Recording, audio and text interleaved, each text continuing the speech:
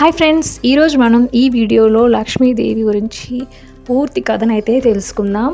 మనం ఏ వ్రతం చేసుకున్నా, ఏ పూజ చేసుకున్నా లక్ష్మీదేవి కృపా కటాక్షం మనపై ఖచ్చితంగా ఉండాల్సిందే.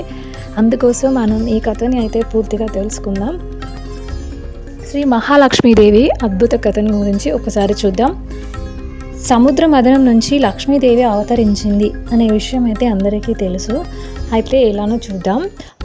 పూర్వం దేవతలు తమ శక్తిని కోల్పోయారు. అసురులు బలవంతులయ్యారు. అసురులు అంటే ఎవరు? రాక్షసులు. అప్పుడు దేవతలు మహావిష్ణువు వద్దకు వెళ్ళారు. శ్రీ మహావిష్ణువుని ప్రార్థించారు. విష్ణువు క్షీరసాగరాన్ని మదిస్తే అమృతం లభిస్తుందని చెప్పాడు. దేవతలు రాక్షసులు కలిసి ఆ క్షీరసాగర పర్వతాన్ని మదించడానికి పూనుకున్నారు. దేవతలు అసురులు మందర పర్వతాన్ని కవ్వంగా, వాసుకి నాగును తాడుగా ఉపయోగించి క్షీరసాగరాన్ని మదించడం ప్రారంభించారు. మొదట హాలాహల విషం వచ్చింది. ఆ విషాన్ని శివుడు సేవించి తన కంఠంలో దాచుకున్నాడు. నీలకంఠుడయ్యాడు. తరువాత మొదట హాలాహల విషం వచ్చింది. ఆ విషాన్ని శివుడు సేవించి తన కంఠంలో దాచాడు. అందుకనే శివుణ్ణి నీలకంఠుడు అంటారు. తరువాత కామధేనువు, కల్పవృక్షం, ఐరావతం, చంద్రుడు వంటి అనేక దివ్య వస్తువులు బయటకు వచ్చాయి. చివరకు ఒక దివ్య కాంతి సముద్రం మధ్యలో ప్రకాశించింది. అందులో నుంచి బంగారు కాంతులతో మెరిసే లక్ష్మీదేవి అవతరించింది. ఆమె చేతుల్లో కమలా పుష్పాలు ఉన్నాయి. దేవతలందరూ ఆశ్చర్యపోయారు. లక్ష్మీదేవి అందరికీ శుభం, ఆశ్చర్యం, సంపదను ప్రసాదించే దేవత. దేవతలు ఆమెకు ఘన స్వాగతం పలికారు. ఆమె మహావిష్ణువు వద్దకు వెళ్ళి ఆయనను తన భర్తగా ఎంచుకుంది.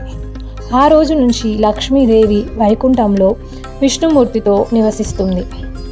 ఒకసారి వైకుంఠంలో మహావిష్ణువు మరియు లక్ష్మీదేవి మాట్లాడుకుంటున్నారు.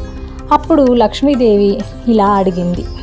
ప్రభు, భూమిపై ప్రజలు ఎందుకు ఎన్నో కష్టాలు పడుతున్నారు అని అడిగింది. అప్పుడు విష్ణుమూర్తి, మనుషులకు కేవలం ధనం ఉంటే సరిపోదు, ధైర్యం, జ్ఞానం, ఆహారం, సంతానం, విజయం కూడా అవసరం అని చెప్పాడు. అప్పుడు లక్ష్మీదేవి ప్రపంచ ప్రజలకు సహాయం చేయాలని నిర్ణయించుకుంది. మొదట లక్ష్మీదేవి ఆదిలక్ష్మి రూపంలో అవతరించింది. ఈ రూపం భక్తులకు ఆధ్యాత్మిక శక్తి, మనశ్శాంతి ఇస్తుంది. తర్వాత ధనలక్ష్మిగా అవతరించింది. ఈ రూపం సంపద, ఐశ్వర్యం ప్రసాదిస్తుంది. అయితే నిజాయితీగా సంపాదించిన ధనం ఉన్నవారికి ఆమె అనుగ్రహం లభిస్తుందని చెబుతారు. ధాన్యలక్ష్మి, ప్రపంచంలో ఎవరూ ఆకలితో ఉండకూడదని భావించి ధాన్యలక్ష్మిగా అవతరించింది. ఆమె రైతులను, పంటలను కాపాడుతుందని నమ్మకం. నాలుగవది గజలక్ష్మి అవతారం. ఒకసారి దేవతలు తమ వైభవాన్ని కోల్పోయారు. అప్పుడు లక్ష్మీదేవి గజలక్ష్మి రూపంలో వచ్చి వారికి శక్తి, గౌరవం తిరిగి ఇచ్చింది. ఐదవది సంతానలక్ష్మి అవతారం. పిల్లల కోసం ప్రార్థించే భక్తులను ఆశీర్వదించడానికి సంతానలక్ష్మి రూపంలో అవతరించింది. 6 వీరలక్ష్మి. కష్టాల సమయంలో ధైర్యం ఇవ్వడానికి వీరలక్ష్మిగా వచ్చింది. ఈ రూపం భయం తొలగించి ధైర్యాన్ని ఇస్తుందని చెబుతారు. 7 విజయలక్ష్మి. యుద్ధాలు, పరీక్షలు, పోటీలు వంటి వాటిలో విజయం సాధించేందుకు విజయలక్ష్మి ఆశీర్వాదం ఇస్తుందని విశ్వాసం. విద్యాలక్ష్మి. జ్ఞానం కోసం విద్యాలక్ష్మి అవతరించింది. విద్యార్థులు ఈ రూపాన్ని ప్రత్యేకంగా పూజిస్తారు అని లక్ష్మీదేవి 8 రూపాల్లో ప్రపంచాన్ని కాపాడుతుంది. అప్పటి నుంచి ప్రజలు అష్టలక్ష్ములను పూజించడం ప్రారంభించారు.